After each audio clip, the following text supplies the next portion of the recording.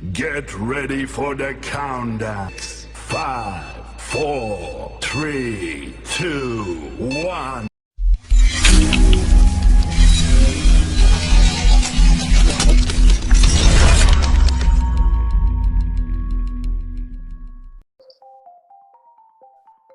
Assalamualaikum warahmatullahi wabarakatuh. Halo semuanya, kami dari Agribisnis 2020, mata kuliah kimia dasar dari kelompok 1 akan menjelaskan tentang cita rasa. Cita rasa ini sendiri adalah cara memilih makanan untuk membedakannya dari aroma makanan. Cita rasa atau flavors adalah sifat-sifat makanan seperti penampakan, bau, rasa, tekstur, dan suhu.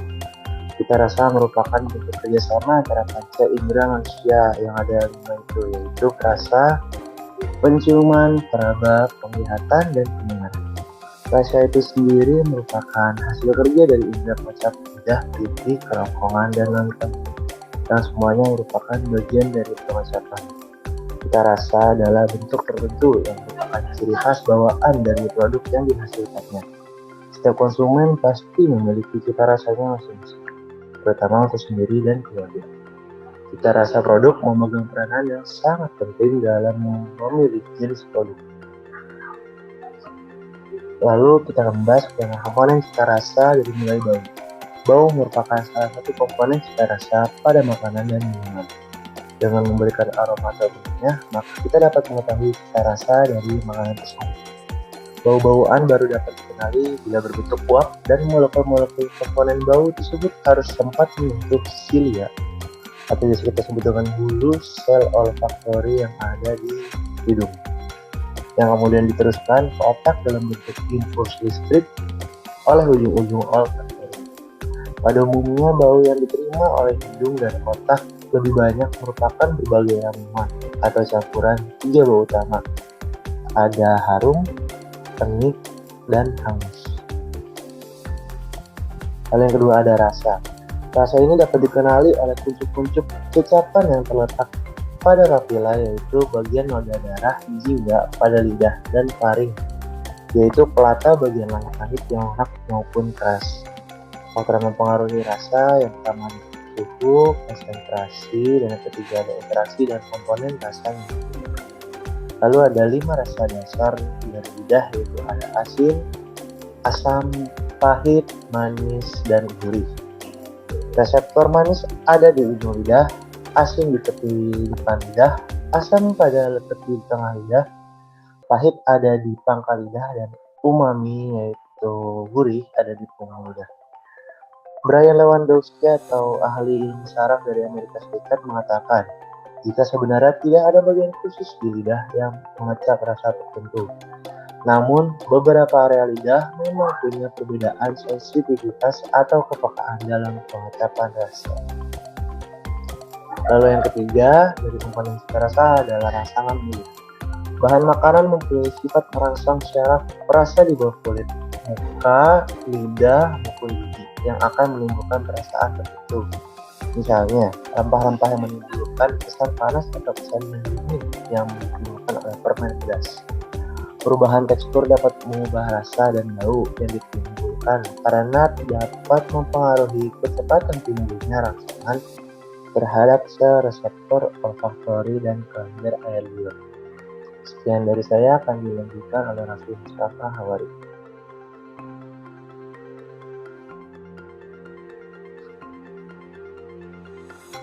Di sini kita berbicara tentang sel pembau dalam tubuh manusia, atau juga disebut sistem olfaktori. Nah, gambarnya ada di sebelah kanan saya nih, yaitu sistem sensori yang berfungsi untuk mencium bau hingga menerjemahkan aroma apa saja yang kita hirup, gitu. Nah, mekanismenya dimulai saat hidung membaui atau menghirup aroma tertentu. Nah, lalu sel-sel dalam hidung yang kita sebut dengan sel olfaktori ini akan memproses dan meneruskannya ke otak untuk diterjemahkan. Nah, dari sana kita akan mulai mengenali bau apa saja yang kita cium. Lalu sel-sel penciuman ini memiliki ujung berupa rambut-rambut halus. Nah, rambut-rambut halus ini dihubungkan oleh urat saraf melalui tulang saringan dan bersatu menjadi urat saraf olfaktori menuju ke pusat penciuman bau di otak. Nah, bagaimana reaksi otak terhadap sel pembau? Nah, otak akan membantu manusia untuk mengenali berbagai aroma yang baik dan tidak baik bagi manusia. Misalnya kita mencium aroma yang baik dari suatu makanan, misalnya kita mencium bau ayam goreng, itu baunya lezat sekali kan ayam goreng itu.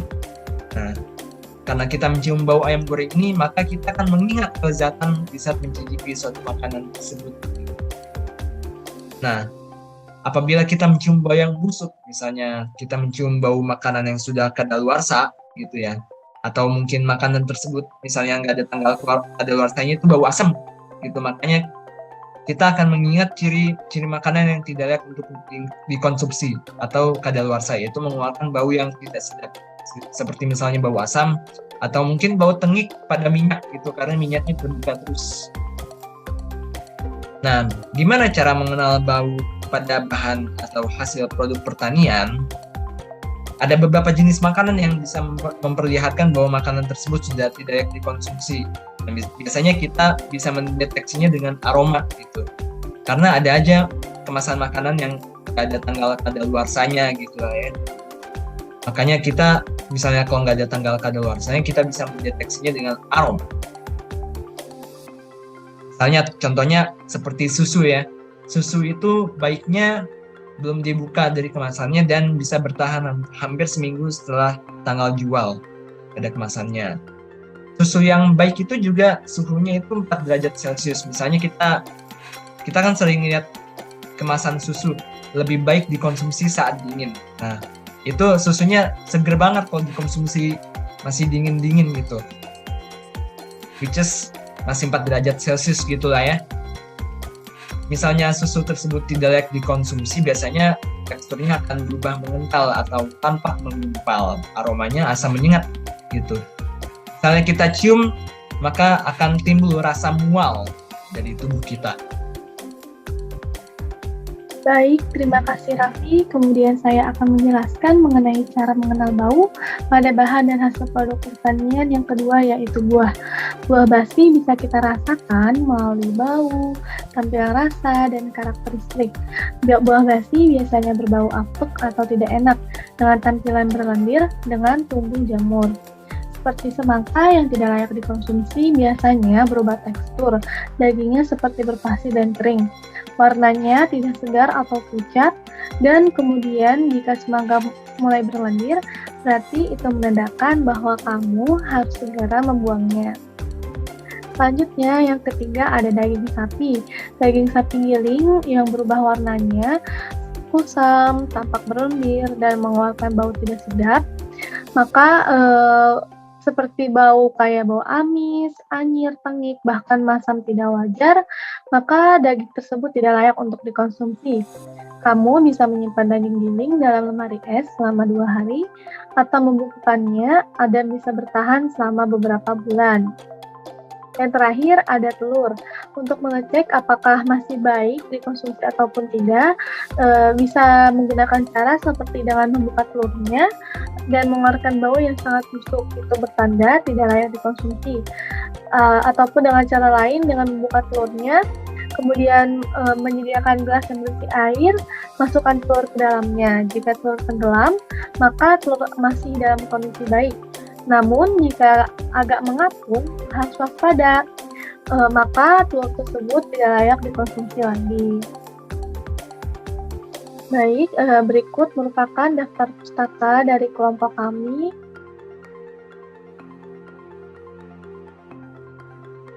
Ini beberapa dari daftar pustakanya. Selanjutnya, baik, terima kasih. Sekian presentasi dari kelompok kami. Mohon maaf jika ada kekurangan. Kurang lebihnya, semoga bisa bermanfaat untuk teman-teman. Wassalamualaikum warahmatullahi wabarakatuh.